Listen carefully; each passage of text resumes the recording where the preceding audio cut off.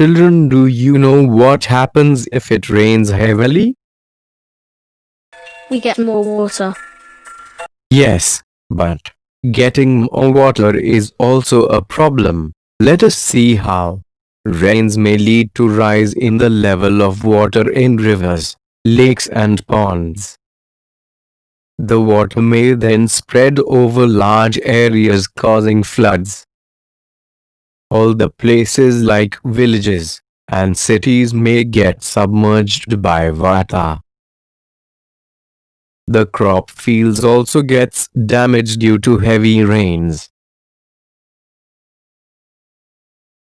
Domestic animals and human life also get affected. The animals living in the water also get carried away with the flood water and trapped on the land area, and these animals die when flood water recedes.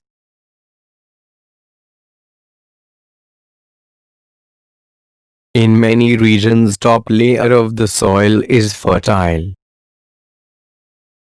Due to flood, top layer of the soil flows away, making the land infertile. Due to rains on hills, landslides are occurred.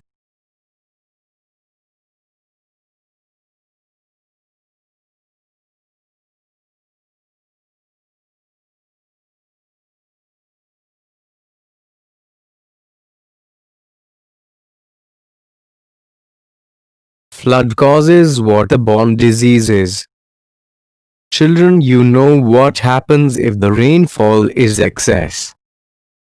Can you imagine what would happen if it does not rain in a region for a long period? Then, we don't have water. Yes, the level of water in ponds and wells of the region goes down, and some of them may even dry up.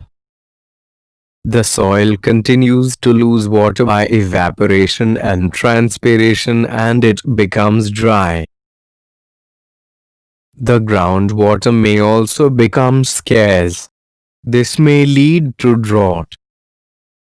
What is drought? Drought is a natural calamity, occurs due to less rainfall.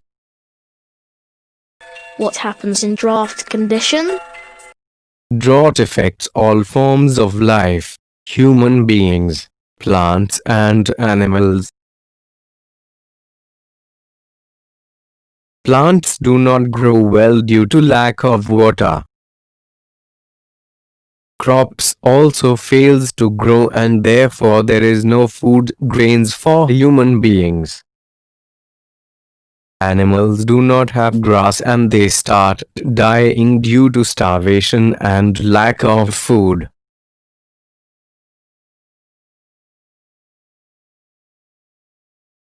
The population is rising day by day.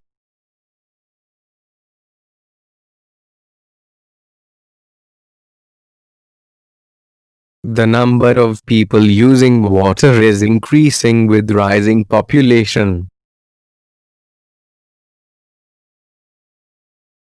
Also, more and more water is being used for producing food and by the industries.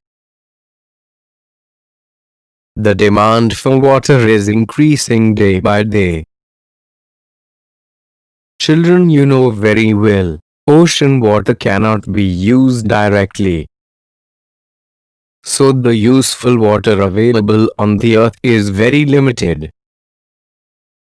If we draw the more water from groundwater level decreased drastically. Further water scarcity takes place. Nowadays, shortage of water in many parts of the world. Hence, it is very important that water should be used without wastage. So we are all need to conserve the water. Children, what should we do to fulfill the need of water?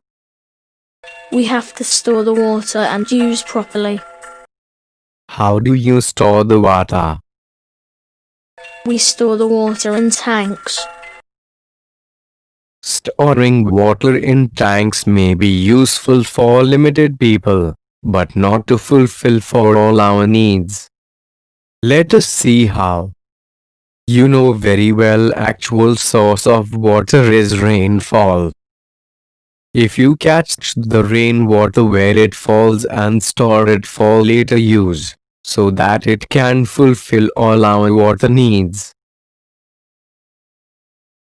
How do you catch the rainfall?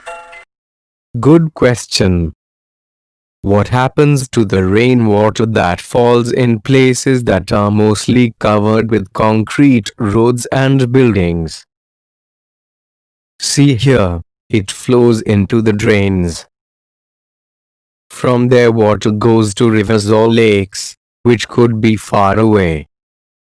All these water ultimately reaches the ocean, and therefore rainfall is the only source to get the water again.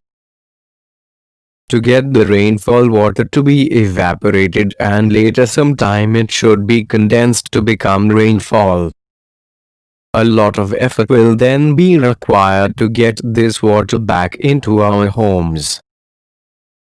Collect rainwater and store it for later use is called rainwater harvesting. Let us see techniques of rainwater harvesting. Dig the small pits in the surrounding of the house. Collect the rainwater from rooftop through pipes, and the pipes can go directly into a pit in the ground. When the rain fall over the roof, and all the water flow through these pipes and reaches to the pit in the ground, the water in the pit seeps into the ground and it helps to refill the groundwater. All the rainwater not fall on the roof. Some rainfall may takes place on the roads and floors. Then how do you harvest these rainfall? Very good question. There is another option is to collect the rainfall which is fall on roadside.